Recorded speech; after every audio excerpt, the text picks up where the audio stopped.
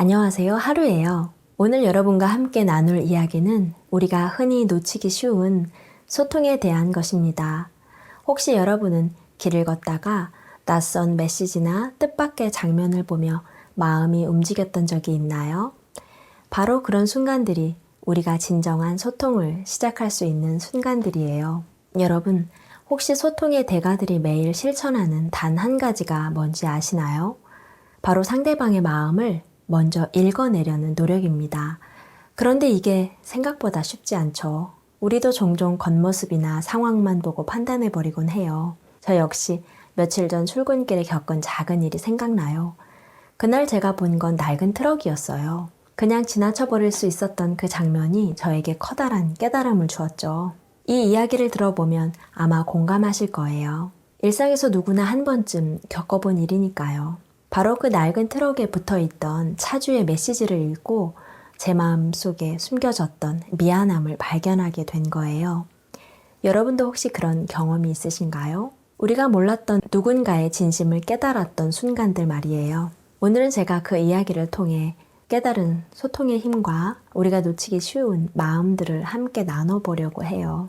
그 미안함이 어떻게 감사로 변할 수 있는지, 작은 일상 속에서 어떻게 소통이 더 나은 관계를 만들 수 있는지 이야기를 시작해 볼게요. 끝까지 들어주시면 여러분도 아마 마음속 깊은 곳에 감춰져 있던 소통의 열쇠를 찾게 되실 거예요. 준비되셨나요? 자, 그럼 시작해 볼게요. 첫째, 사람들은 왜 겉모습만 보고 판단할까요? 익숙한 출근길에 보이는 낡은 차, 더러운 모습의 트럭.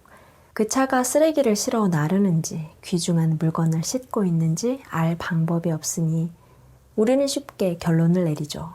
하지만 상대방의 마음은 그 겉모습 속에 감춰져 있다는 걸 잊어서는 안 될 것 같아요. 예를 들어 나도 그 낡은 차를 보고 쓰레기차라고 생각했는데 차주인의 글을 보니 마음이 달라졌어요. 그 안에는 오랜 시간 참아왔던 분노가 담겨 있었죠. 오해가 생기는 건 당연한 일이지만 그 오해를 풀기 위한 노력 또한 중요하다는 걸 깨닫게 되었어요. 둘째, 소통은 마음을 알아가는 과정이라는 걸 느끼게 되었어요. 조지 오웰의 동물농장 책에서도 말하듯 권력을 쥔 동물들이 서로를 속이고 조종하려는 상황을 통해 우리는 소통의 중요성을 배울 수 있어요. 말이나 글로는 상대의 진심을 다 전달하기 어렵지만 그럼에도 불구하고 우리는 노력해야 해요. 아침에 운동을 마치고 샤워를 할 때면 종종 진이를 떠올려요. 요즘 진이가 몸이 좋지 않아 씻지도 못하고 있는데 그 모습이 자꾸 마음에 걸리거든요. 마치 내가 진이를 좀 더 깨끗하게 씻어주지 못한 것 같은 미안함이 들어요. 사실 그런 마음은 나 혼자만 느끼는지 모르지만 그 감정이 자꾸 나를 괴롭히더라고요. 셋째, 상대의 마음을 이해하려는 노력은 결국 나 자신에게도 영향을 미치는 것 같아요. 그날 진이의 수염을 깎아주려고 했지만 실패했을 때 왜 그렇게 미안했을까요? 내가 원하는 만큼 도와주지 못해서 혹은 진이에게 상처를 줄까봐 두려웠던 거겠죠. 하지만 결국 진이가 밝은 표정으로 고맙다고 말해줬을 때 그 순간 내 마음도 한결 가벼워졌어요.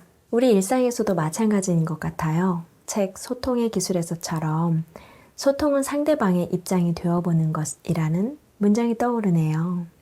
그 문장이 저에게 큰 울림을 주었어요. 우리는 때때로 상대방이 무슨 생각을 하고 있는지 어떤 감정을 느끼고 있는지 모르면서도 자기 방식대로만 소통하려고 해요. 그럴 때일수록 상대의 마음을 이해하려는 노력이 필요하다는 거죠. 넷째, 감정은 표현하지 않으면 결국 쌓여서 터져버린다는 것도 이번 경험을 통해 배웠어요. 낡은 트럭에 붙어있던 차주의 메시지는 결국 그 사람이 오랫동안 느껴왔던 불만과 분노가 표출된 거죠. 말하지 않으면, 설명하지 않으면 우리는 서로를 이해할 수 없어요. 그래서 우리는 용기를 내어 상대에게 다가가고 서로의 마음을 표현해야 해요. 그런 의미에서 저는 오늘 이 시간을 통해 진이에게도 감사함을 전하고 싶어요. 늑골 통증으로 힘들어하는 진이를 보면서 제가 도와줄 수 있는 게 많지 않다는 게 마음에 걸렸거든요. 하지만 지니는 항상 미소로 저를 맞아주고 작은 도움에도 고마워해요. 그럴 때마다 나는 더 노력하고 싶어지죠. 미안한 마음 대신 고마운 마음으로 서로를 대할 수 있다는 것이 얼마나 중요한지 다시 한번 느끼게 되네요. 마지막으로 쓰레기처럼 보이던 낡은 트럭이 사실은 중요한 메시지를 담고 있었다는 사실이 우리에게 주는 교훈이 있어요. 상대방을 쉽게 판단하지 말고 그 마음을 이해하려는 노력을 게을리하지 말라는 거죠. 우리도 미안함보다는 감사함으로 서로를 대할 때 마음의 짐을 덜 수 있을 거예요. 오늘도 지니와 하루의 이야기는 여기서 마무리하지만 여러분도 주변의 작은 것들을 다시 한번 바라보며 소통하고 이해하는 시간을 가졌으면 좋겠습니다. 소통의 기술에 나오는 한 구절로 마무리할게요. 상대 입장에서 생각하는 순간 우리는 소통의 첫 걸음을 내딛는다. 그럼 오늘도 고맙습니다. 그럼 다음에 우리는 또 만나요. 안녕.